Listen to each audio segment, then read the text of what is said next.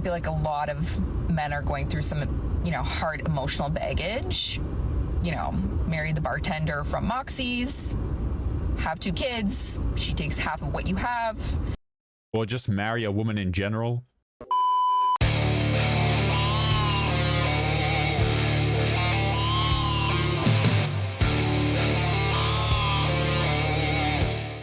Yo, what is going on, guys? It is Taylor the Fiend back again with another response video, and on today's episode, guys, we are going to be talking about men not wanting to get married and not wanting to date seriously anymore. Because you see, guys, a lot of these women, they're getting upset, they're getting into their 30s and their 40s, and they're jumping on TikTok crying about, why won't men be chivalrous anymore? Why won't men be traditional anymore? But guys, before we jump into today's episode, as always, remember to subscribe to our other content creators linked in the video description.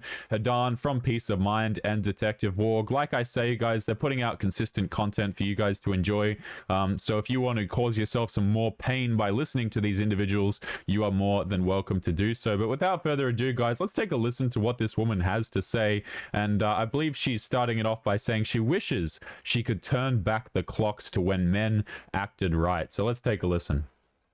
So dating nowadays is really difficult. I find it's more difficult now than it's ever been. Yeah, for men, and maybe. I look back and I think, hey, 10 years ago, if a guy liked me, he would come pick me up, we would go for a walk, he would hold my hand, we'd go get ice cream, and it was, I like you, you like me, we would kiss, and then it was like, let's date.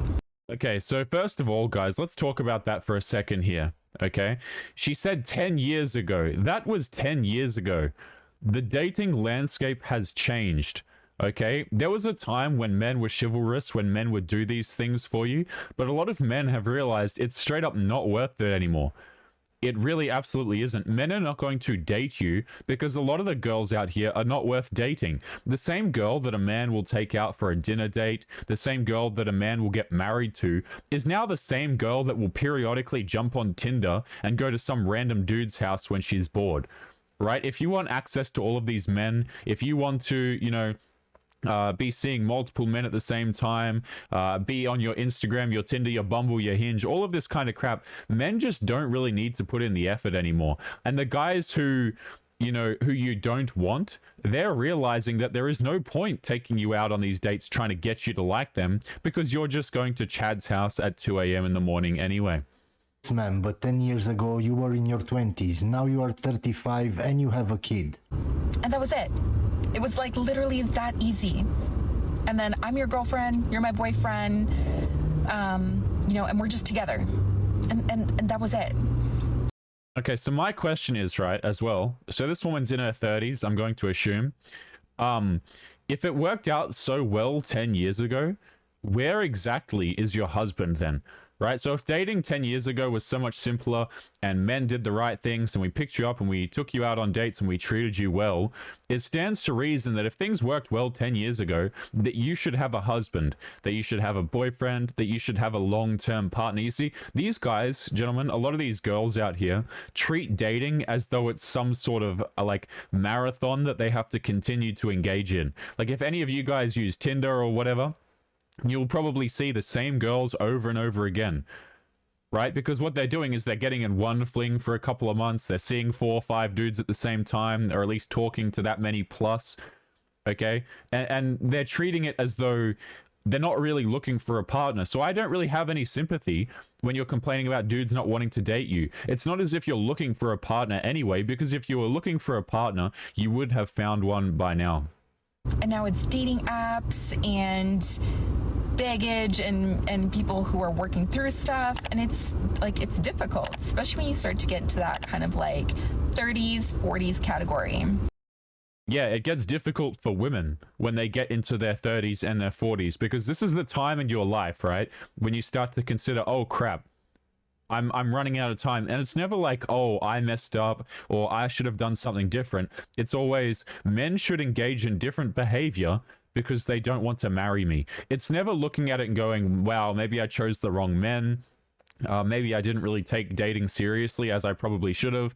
Maybe I should have done this all when I was younger and I should have gone for the guys that actually treated me well. This kind of introspection doesn't actually happen. What ends up happening is, yeah, look, men need to act better, and they refuse to acknowledge their silly decisions. And I say silly decisions, guys, but look, if girls want to go out and they want to casually date and they want to have bedroom fun with lots of guys, get on Tinder, Bumble, Hinge, whatever, I don't care. I sincerely don't care, okay? But when you sit there and you start talking about wanting commitment from men, that's when things change. Okay, because men want things out of a relationship as well. They don't want to marry women who can take them for half their crap. They don't want to date women who treat them like a third, you know, like some dude who is just not worth their time. Like a lot of these women, because of the amount of options that they have, they treat the average man like absolute dirt. They get into a relationship with a guy, they lose respect for him, and all, before you know it, she's going on like some coffee date with a friend, which we literally have a Reddit story like that if we've got time that I might pull up. But men don't have a reason to date you. They don't have a reason to marry you. And give me your time, give me your resources isn't a good enough excuse for men to go and do these things for you anymore. And what I'm finding is, which I would love to know if other people are experiencing this, is the too nice category. So obviously by our age, you have been through some stuff. Marriages, splits, selling houses, all sorts of stuff. Yeah, all that stuff where men lose out, by the way. All of those things, like, it's always interesting when they get to this age, okay? And their version of doing things rough is like going through marriages and reselling assets and getting money. But a man's version of doing it rough is like, you don't even want to know, man. If you look at the unalive rates, shall we say, don't quote me on this, guys, but I believe they peak at around 31 or something like that for men, which is exactly when, at least from what I understand, a lot of these marriages end. Right? Like a lot of these separations, these relationships that go bad, women will oftentimes get out of these relationships. They'll already have their backup plan ready to go. They'll go to some other dude. They take the guy for the money, the kids, whatever the case may be. Or they just exit the relationship if you're a younger dude. And before you know it, they're like back on Tinder or seeing some dude in your town. It's really that simple, right? Guys have a very different experience of breakups than women do. This is why I don't care and I don't believe women when they come along and say, I'm lonely, you know, nobody's there for me. When they have a public Instagram account, it's like, of course people are going to be there for you. Nobody's there for men. Okay, dudes go through a breakup. They're, you know, oftentimes their friends are turned against them. Nobody's really interested in talking to them. But a girl will take a selfie saying that she feels sad, and before you know it, her inbox is full of people inviting her to crap. It's really not the same. I feel like a lot of men are going through some, you know, hard emotional baggage. You know, marry the bartender from Moxie's, have 2 kids, she takes half of what you have. Or just marry a woman in general. I don't like this spin that this woman's about to put on this, by the way, as though men are marrying bad women and that's why. And it's like, yeah, of course there are bad eggs. And the argument that I've always made about this, guys, is it's not that every woman will take you for half your stuff or try and have custody of your children. It's that every woman can do this. You see what I'm saying? It's a hard thing to work through. And then I come along and then I get the, you're so nice, you're so sweet, I don't want to hurt you. And I feel like if I was a smidge more crazy, I would have been married like 10 years ago. Which is confusing because people... I mean, if you were all not given the opportunity to ruin men's lives, it'd probably go a lot better for you. But I've made this point before, but girls will say, I'm strong, I'm independent, I'm liberated. What's essentially happened is that women have liberated themselves of relationships and marriages. Like, they really absolutely have, guys. If you guys haven't noticed, long-term, serious, monogamous relationships are really out of the ordinary these days. I'm talking they are exceptionally rare, and even in the cases where they do last a long period of time, oftentimes there's infidelity and stuff like that going on, right? And here's the thing, men would love a nice woman, a nice wife, but the risk is too high. It really absolutely is. A lot of guys are moving like out of the West if they want to find a wife. They're literally moving countries so they don't have to deal with the women who are entitled here. Will say, I want the nice girl, but do you really? Yep. So I'd love to know your opinion as a guy and as a girl who's dating in this crazy world. Like, how do you not get placed in that category? Because this seems to keep happening to me. And okay, so let me just make this point right here. How do you not get placed in that category? It's funny because when you see situations like this, women are ruining it for other women, is what I'll say. So if a dude goes through a divorce, okay, it doesn't matter if you're nice and you're fantastic. Chances are that guy doesn't want to get married again. If he's gone through some real heavy crap, okay, other women, even if you're a perfectly nice woman in the West and you have no bad intentions and you're not going to cheat and you're kind, compassionate, and caring, and like, even if you have all of these positive qualities, the fact of the matter is that a lot of women are ruining it for the rest of them, okay? And even the nice woman, the girl who's compassionate and caring, what's stopping her from 3, 5, 7 years down the line going, oh, you know what? I'm not happy in this relationship anymore. We're drifting apart. And then just turning into the same type of individual. And this is why, guys, when you talk about womanism in the West, what it does is that actually the girls who actually have good qualities and who would potentially make good wives, a very slim number, if at all, right? If you believe in that at all. But those supposed women, their relationships and future marriages are getting ruined by the girls who drag men through all of this crap anyway. because this seems to keep happening to me, and I would love to know, like, obviously I don't want to up the crazy, but I also don't want to keep getting this whole friended of like, you're so nice category. So drop in the comments below, how can I either avoid this, or what apps are people using to like find said nice, normal, healthy people? I mean, the obvious solution was, I don't know, solve this issue 10 years ago when you weren't in your 30s. Okay, this idea that, oh, we get into our 30s and now's the time to look for a husband. Now's the time to look for someone who's going to take us seriously. You could have done this a very long time ago. In your own words, 10 years ago, dudes were taking you seriously, taking you out on dates, having these relationships with you, being upfront. And now that you're 30, things are starting to go downhill. One, the dating landscape has changed and not a lot of dudes are interested in committing to you, or at least the ones who are interested in committing to you don't have the self-respect necessary for you to respect them. And then the other thing that's changed is you are 30 plus years of age.